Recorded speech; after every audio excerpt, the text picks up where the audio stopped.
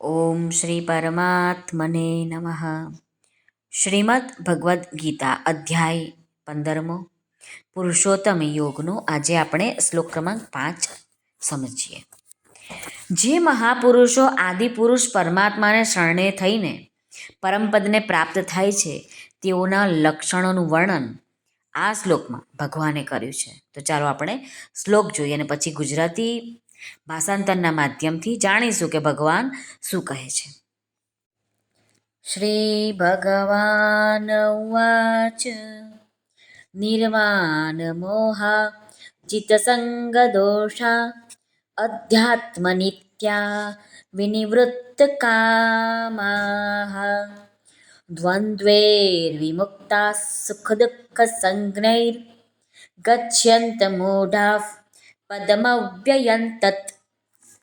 શ્રી ભગવાન અર્જુનને કહે છે, જેમના માન અને મોહ નષ્ટ થઈ ચૂક્યા છે, જેમને આસક્તિરૂપી દોષને જીતી લીધો છે, જેમની પરમાત્માના સ્વરૂપમાં નિત્ય સ્થિતિ છે અને જેમની કામનાઓ પૂર્ણરૂપે નાશ પામી ચૂકી છે, એવા સુખ દુઃખરૂપી દ્વંદ્વોથી છૂટેલા જ્ઞાનીજનો એ અવિનાશી પરમપદને પામે છે.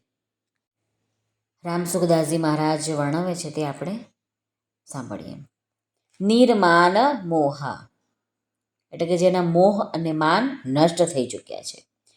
તો આપણને મનુષ્ય શરીરના માન આદરને ભૂલથી પોતાનો માન આદર માની લઈએ છીએ અને એમાં ફસાઈ જઈએ છીએ. જે ભક્તોનો કેવળ ભગવાનમાં જ ભાવ હોય છે તેમનું શરીરમાં પણ હુંપણું મારાપણું રહેતું નથી. આથી તેઓ શરીરના માન આદરથી ખુશ નથી થતા. તેઓ ભગવાનને શરણે જાય છે અને તેમનો શરીર સાથે કોઈ મોહ રહેતો નથી.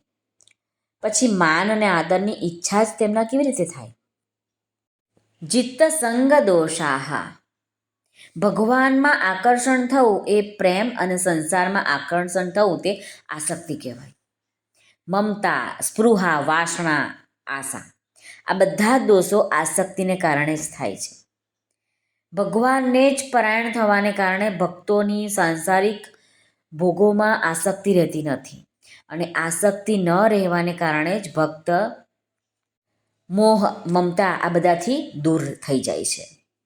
એને જ ભગવાને અહીં વિનિવૃત્ત કામાહ એ પદથી વર્ણવ્યું છે કે જેની આસક્તિ દૂર થઈ ગઈ છે, કામનાઓ નાશ પામી ચૂકી છે એ.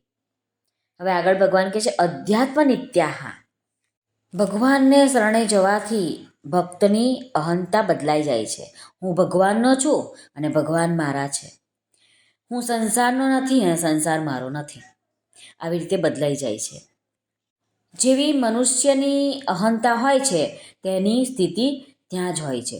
જે રીતે મનુષ્ય જન્મના અનુસાર પોતે બ્રાહ્મણ માને છે તો તેની બ્રાહ્મણપણાની માન્યતા નિત્ય નિરંતર રહે છે, એને યાદ નથી કરવું પડતું. એવી જ રીતે જે ભક્તો પોતાનો સંબંધ ભગવાનની જ સાથે માને છે તેઓ નિત્ય નિરંતર ભગવાનમાં જ સ્થિત રહે છે, એમને યાદ રાખવું પડતું નથી. વિનિવૃત્ત કામાહ મહારાજ કહે છે કે સંસારનું ધ્યેય લક્ષ્ય રહેવાથી સંસારની જ વસ્તુ, પરિસ્થિતિ વગેરેની કામના થાય છે કે મને આ પરિસ્થિતિ મને ગમે, આ વસ્તુ ગમે, મને આ વ્યક્તિ ગમે અને એ બધું મળી જાય તો જ હું ખુશ થઉં.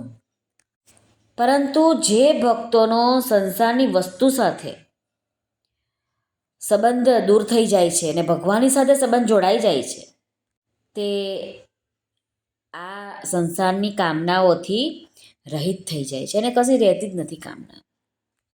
આ શરીરમાં મમતા થવાથી જ બધી કામનાઓ ઉત્પન્ન થાય છે કે આ મારું શરીર સ્વસ્થ રહે, બીમાર ન થાય, શરીર હૃષ્ટપૃષ્ટ રહે, કમજોર ન બની જવાય. આનાથી જ સાંસારિક પદાર્થ, ધન, મકાન વગેરેની કામનાઓ ઉત્પન્ન થાય છે. ભગવાનમાં જ મન લાગી જવાથી આ શરીરની સાથે મમતા નથી રહેતી અને મમતા નથી રહેતી આથી ભક્તોની કામનાઓ પણ દૂર થઈ જાય છે. તેથી આ શ્લોકમાં ભગવાને વિનિવૃત્ત કામાહ આ શબ્દનો પ્રયોગ કર્યો છે. શ્રી કૃષ્ણ અર્પણમસ્તુ. સર્વને ભાવથી જય શ્રી કૃષ્ણ, રાધે રાધે, હરિઓમ તત્સત, જય ગુરુદેવ દત્ત, જય સ્વામિનારાયણ, જય માતાજી, નમઃ પાર્વતી પતે, હર હર મહાદેવ, હર સિદ્ધેશ્વર મહાદેવની જય, આજના આનંદની જય. સર્વનું કલ્યાણ થાઓ, સર્વનું કલ્યાણ થાઓ, સર્વનું કલ્યાણ થાઓ.